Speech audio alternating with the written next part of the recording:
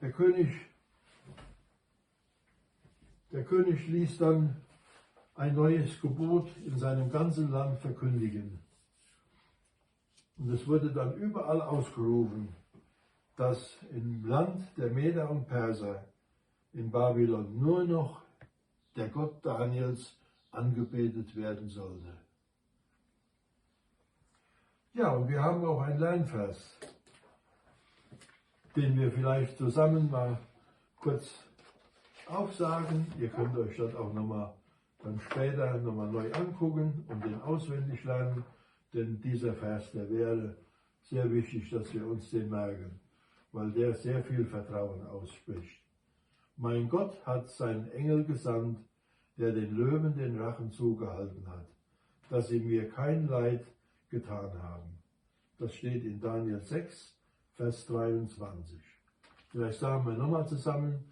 Mein Gott hat seinen Engel gesandt, der den Löwen den Rachen zugehalten hat, dass sie mir kein Leid getan haben.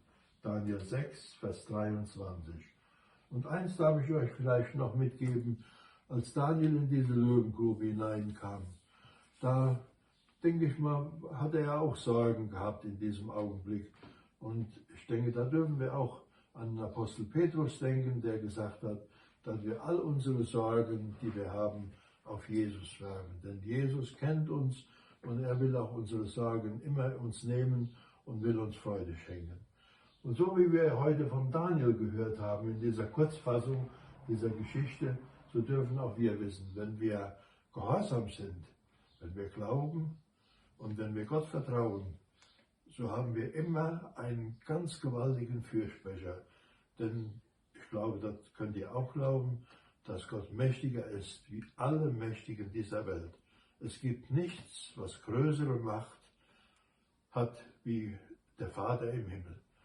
Und dann noch etwas, wo wir uns darüber freuen dürfen, dass wir einen Heiland Jesus Christus haben, der für uns am Kreuz auf Golgatha gestorben ist und hat all unsere Schuld getragen. Deshalb dürft ihr auch all eure Schuld und Sünde vor ihn bringen und dürft wissen, wenn ihr sie bekennt, dann wird sie euch vergeben und dann werdet ihr frei sein von aller Schuld und Sünde und dürft frohe Gottes Kinder sein. Das wünsche ich euch von ganzem Herzen. Und nun noch einen schönen Sonntag für euch und Gott befohlen. Ich hoffe, euch hat's gefallen. Bis ganz bald. Und im Anschluss bekommt ihr noch unser Lied. Das schicke ich nochmal separat. Das können eure Eltern dann anklicken. Oder ihr selbst. Ihr seid ja auch schon alle groß. Bis bald. Tschüss.